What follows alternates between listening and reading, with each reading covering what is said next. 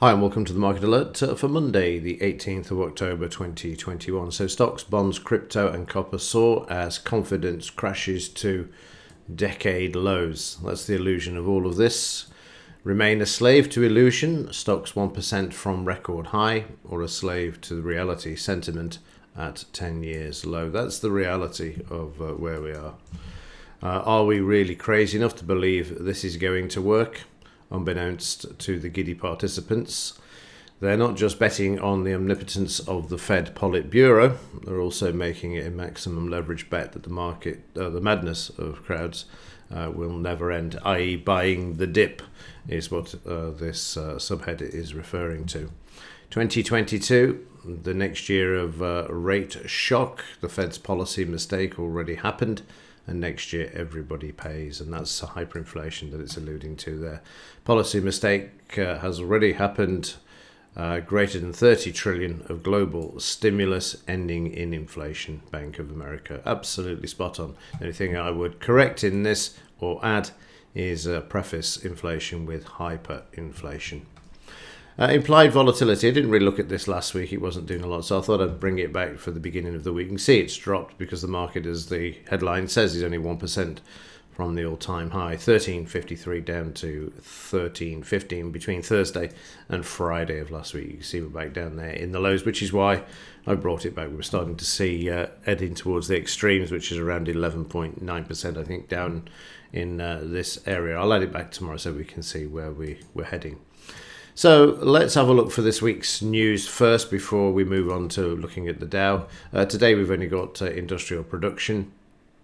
That is out at 2:15 for the Dow. Bailey is out tomorrow. Got CPI as well from the UK tomorrow, which will be interesting. It's saying it's coming out the same. Can't see that myself, but that's what they're predicting. Then Thursday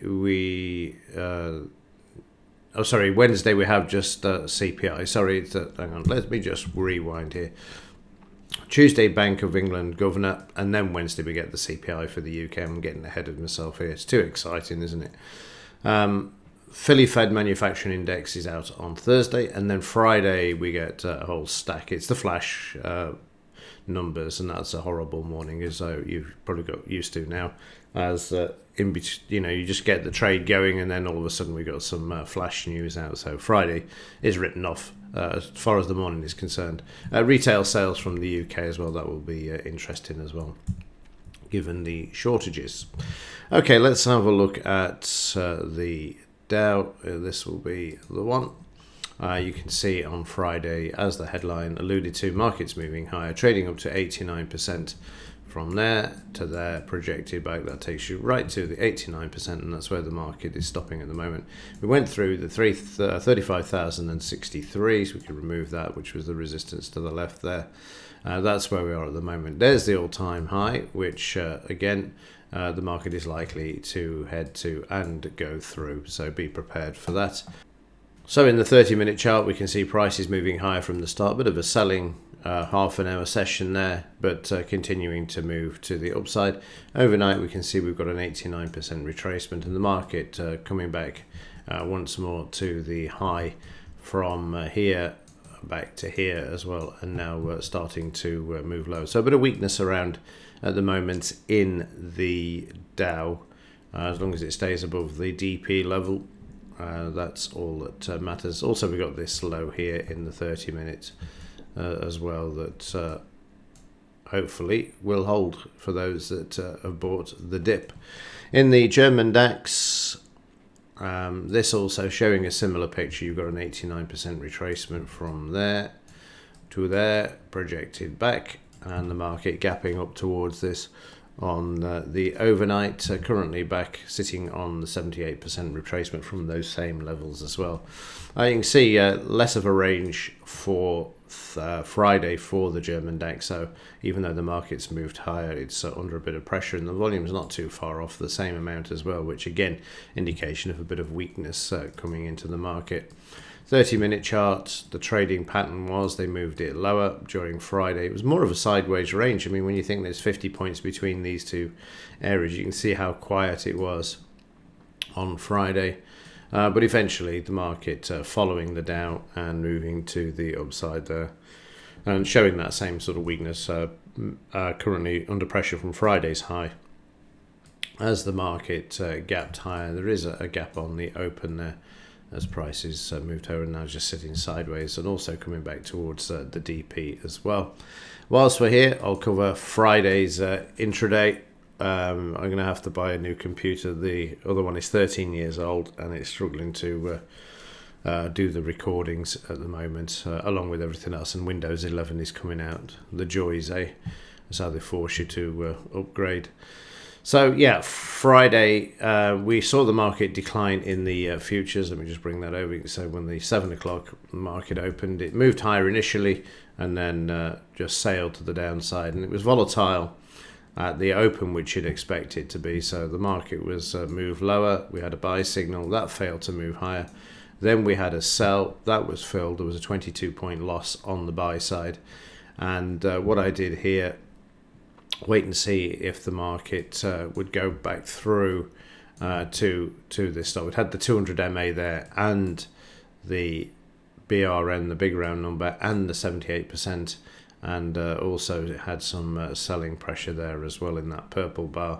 And then the market moved back to the downside. It was only 6 points because by the time the market closed back above the 5 bar, that's where we were. It was only 20 points down to here as well.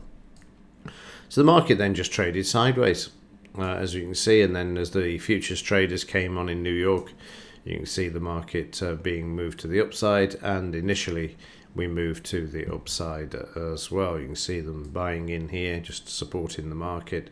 Demand there. This bar is less in range than the previous bar. They bought in back above the 5 bar and the 20 bar. 200 is also below, and moving the market up to the 1 before prices then started to follow the Dow. You can see them buying back in here again. Another demand bar, the same as we had demand there. The spike in volume bringing the market back 78% by the end of the afternoon session. So like I say, overnight they've gapped the market higher. They filled that gap already, back below Friday's high, and the market just sitting sideways there, waiting for the futures market to open.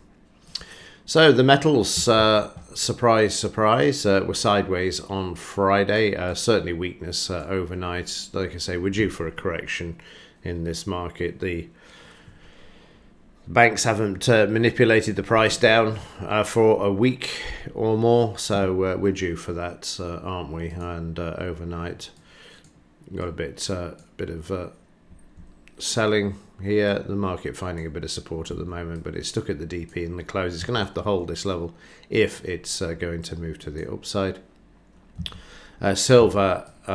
Gold hammered to the downside during Friday's session compared to silver. Silver holding quite well, and that's actually changed the gold-silver ratio as well. You can see when silver's doing better than gold because the ratio will move down. We've gone from 80 to 75. So another observation just to see which one is outperforming the other. Where are we? There we are. However, gold's got a bit of support overnight, trading sideways to high. I mean, this should be making new all-time highs, but like I say, the manipulation, it's not, is it?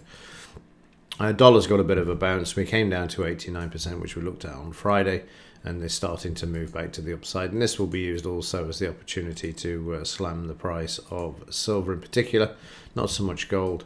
And you'll see the gold-silver ratio then move back to the upside. 62% is going to be crucial that the market stops here. We do need a break below that 20-bar moving average and the 89 to move lower. And that's about it. There's the 30-minute chart of silver. You can see Friday stuck in a sideways range at the moment, but starting to look a bit weakish on the 30-minute as well. You can see the volume building there as prices try and hold at 89% of there, back to there as well. So if that's taken out, then we move down to Friday's low.